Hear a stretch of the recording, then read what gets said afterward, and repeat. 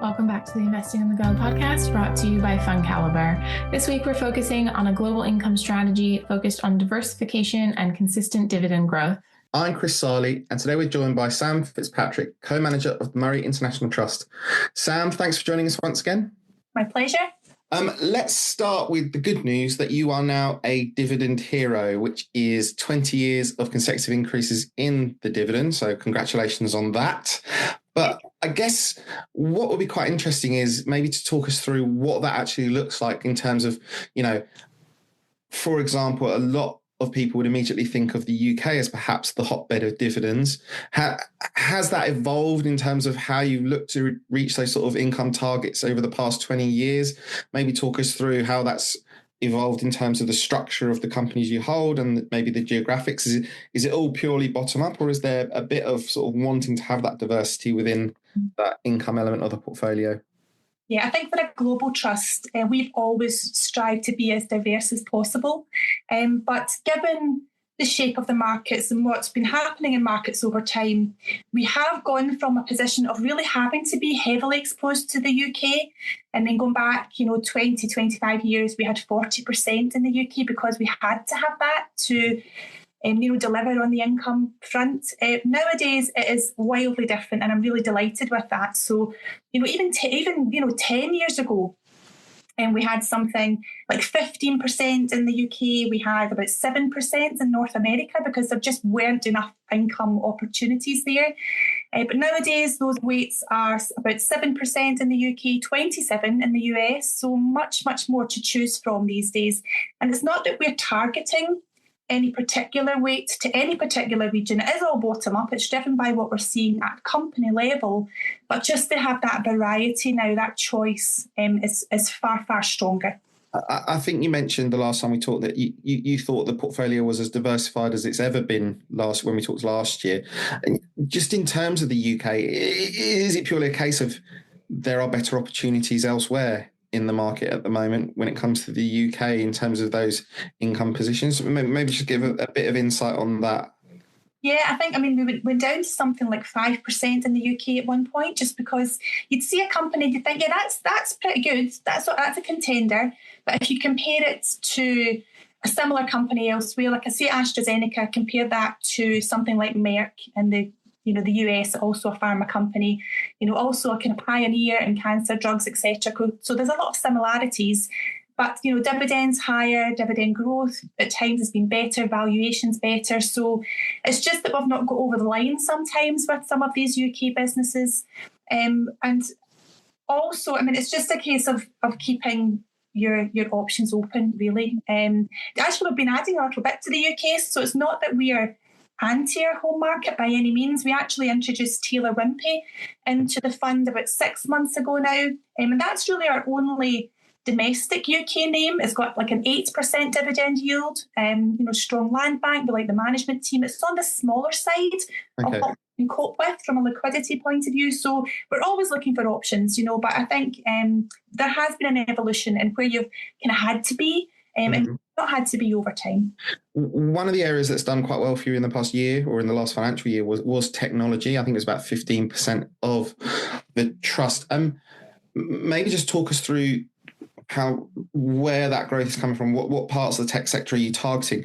And also, has tech always been a strong theme in the portfolio, or is it something that's increased given the sort of additional flexibility you have, given that there's more attractive yields elsewhere? Because I'm guessing it's a balancing act with those yields. Some are more growthier, some are more defensive. I guess just an insight into where that growth comes from would be really useful. Yeah, I think that's absolutely true. So it is a barbell approach. So some of the tech names we have currently, which are mostly semiconductor related currently, those do have relatively low yields for us. The smallest yield we have is Broadcom with a dividend yield of just under 1% now. But we can have a little bit of room for names like that. We can't stuff the portfolio full of them, but there is, an allocation we can make to names like that because you have the likes of your telcos and your healthcares and your staples from all over the world really offering, yields in excess of 7%, for example. So there is a balancing act. The exposure to tech has changed over time. So again, going back to the end of 2010, for example, we only had 4% in technology because a lot of tech companies then just saw it as a bit of a death knell. If you paid a dividend, you were holding your hands up, you were ex-growth. And that, thankfully for us, is no longer the case. So we have, it's a bit of everything. We've got opportunities elsewhere to give us the ability to have some lower yielding names within tech. If we think that dividend growth is there, we think the capital side looks really interesting. But we can move over time depending on just what opportunities we see. Okay. I just want to spend a quick minute on a couple of the other companies in there, so TSMC and Honhai. Maybe just give us a line on both of those, because obviously they were big contributors to that. Yeah. They were fantastic performers as well. So those both increased over 70% in sterling terms last year. And we took money out of these names and Broadcom. We've been constantly trimming them because they've been doing so well. But we still like both companies. TSMC, I think if we were going to own one name in tech, it would be TSMC. And I don't think that's particularly groundbreaking. It is a very, very well followed company, a well regarded company. It is cyclical, don't get me wrong. There's good years and not so good years with a name like that. But it certainly is the company to beat in terms of foundries. It makes semiconductors for a whole host of other players, and the expertise it has and the efficiency it has within that is just miles ahead of anybody else. So, and that company for us is really still one that we like.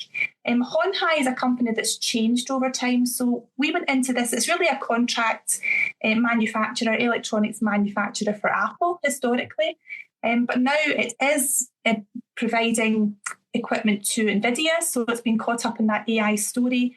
It's also involved in electric vehicles. It's trying to get more involved with the actual making of those and the design of those, rather than just being purely reliant on Apple for its business. So it's a company that's changed, it's evolved.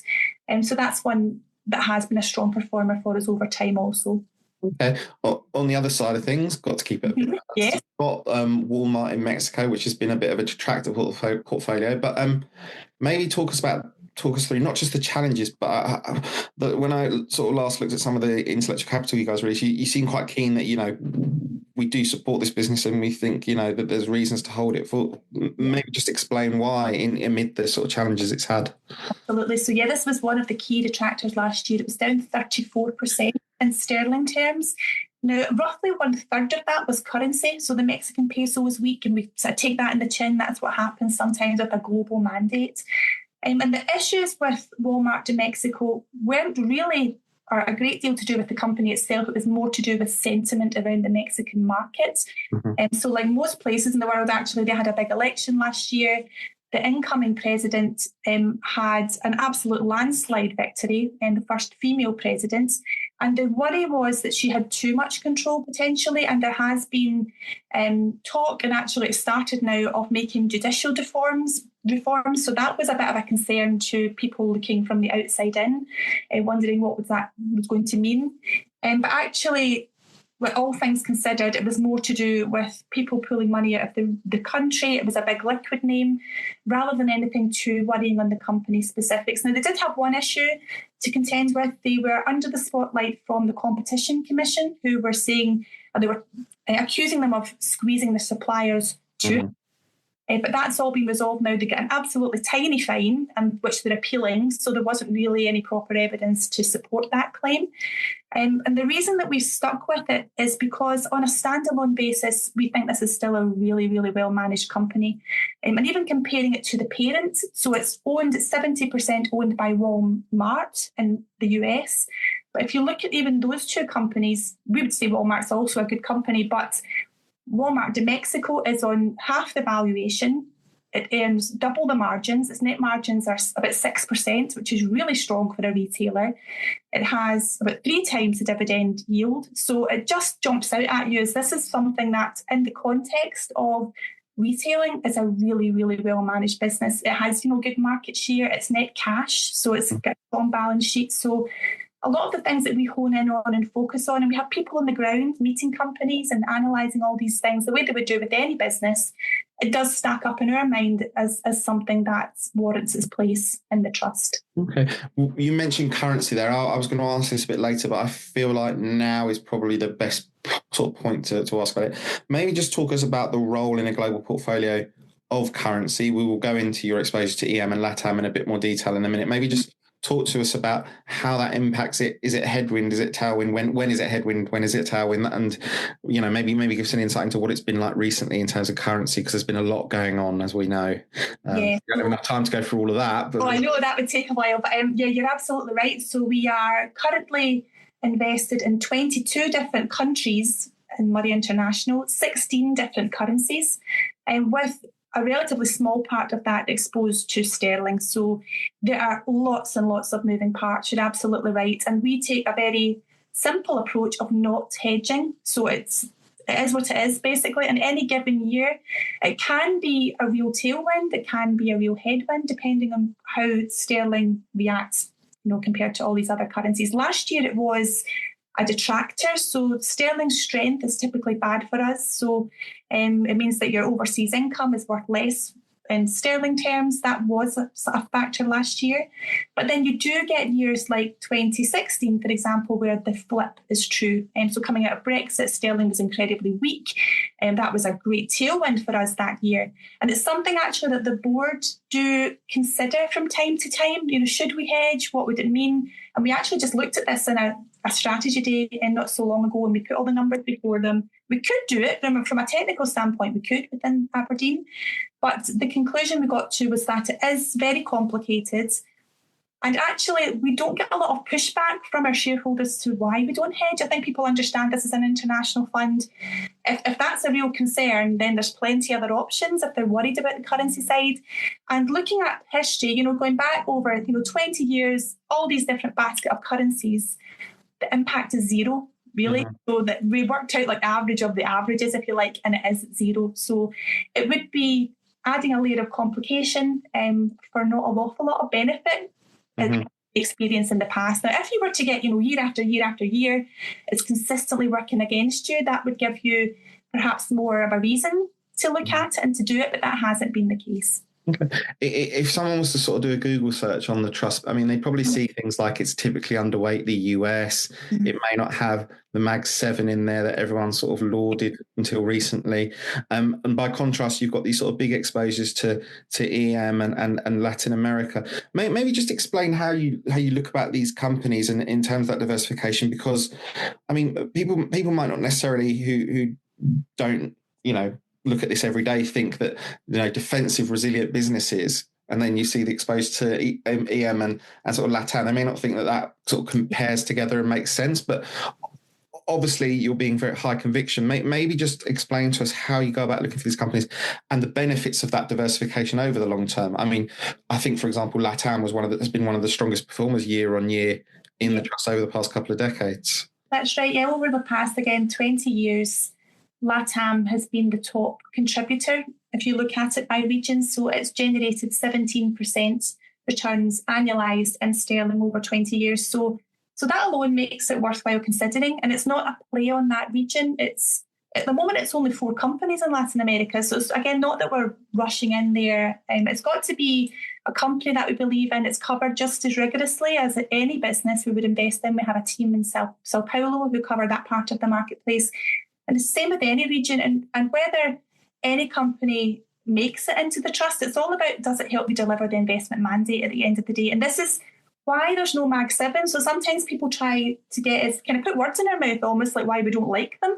And it's not that at all. It's just that if you're trying to deliver an above average dividend yield, to grow the income, to grow the capital ahead of inflation over time, then having a big allocation, and there would be big allocations even as a neutral position in these companies, it just would not make sense in terms of trying to deliver the mandate. Whereas other companies, with decent growth in dividends, with decent dividend yields from different parts of the world do make sense, and it just hedges your bets. And it's funny because people kind of do, even now, sometimes look at Latin America and think, it must be, lower quality, it must be more volatile. Yeah, you do get the currency volatility, that's true.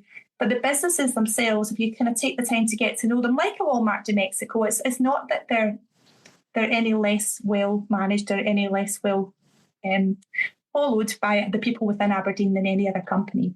Okay. I guess one of the questions that sort of comes out of that is, you talked about it a little bit there, but if we were to go into a bit more detail, is when you evaluate these companies, for example, any there's more of the incomes are probably lower, but there's a more of a growing element to them, say with the UK. When you evaluate these companies on a company by company basis, are there any subtle differences when you look at an emerging markets company versus a developed markets company? You know, we talked about currency as one example. Are there any other examples of things that stand out in terms of what you're specifically looking for from these businesses versus ones from the UK or the US or Europe? Yeah, it's actually interesting because the running yield on all the different components of our trusts, there's not a lot of difference between them. You know, so like what the yield we're getting from, you know, the UK isn't wildly different from what we're getting from LATAM or what we're getting from Asia. And it's because of the specific companies that we're interested in. Apart from currency, one issue that is different and can be a bit frustrating at times is that from a visibility perspective, the US is good on dividends. So they typically pay quarterly. The companies that we're invested in anyway tend to follow quite a set pattern. So at the start of the year, myself and my colleague Martin, who manage the trust, you know, we've got a list of the companies. We make our predictions on each and every company as to what we think in monetary terms it's going to deliver on an income standpoint. And the US is where we always start because that's pretty easy. You can still get surprises, but you've got the predictability there that you just don't get often in other parts of the world. So parts of LATAM can be a bit more haphazard with their paying patterns, with the amounts, but you can get some really nice boosts from that part of the world as well. So I'd say that's a difference. But in terms of the willingness and the ability to pay dividends, the dividend growth, that there's not really, in our companies anyway, there's not a big difference. And actually the best growers of dividends last year were in Asia, a mixture of EM and DM. So TSMC, one of their tech names that we mentioned earlier, it's increased its dividend 30% last year. So it's a relatively low yielder, but it increased it 30%. Singapore Telecom was another like 20% increase. SCB in Thailand was another 20% increase. And then you've got the likes of Atlas Copco in Europe, an industrial company, that was a 22% dividend increase year on year. So again, it's not that one particular part of the world is better than others. And there is choice in that regard. And it's something, the dividend growth aspect is really important. It's something that we do spend a lot of time looking at as well. Okay. And just because obviously this doesn't just invest in equities, there's a fixed income element to it as well. I think I read that the holdings have gone down from about 14 a year ago to around 8 now. Is there a specific reason for that? Are the opportunities dwindling, or is it a case of some of the things that some of the things that you invest in reach maturity? Just explain how the opportunities in equities better. Yeah. What's the reason behind that fall in exposure? Yeah, it really does come down to your opportunity set. So you're absolutely right. So where we would like swap from one equity into another just because we think it's a better opportunity, it's the same with the fixed income stocks we own. And going back a bit further, I mean, we did have a good bit more going back a few years ago now. We sold out some during COVID because we were able to pick up higher yields in the equity side then, and it's been kind of similar. So the bonds that we sold out of, we tend to have smaller weights in each of the bonds. So we sold out of 4 bonds just in May, and 1 Dominican Republic bond and 3 Indonesian government bonds. And we sold out of those and we put them into higher yielding equities that we believed in. So we added to things like Mercedes and Intesa Sanpaolo.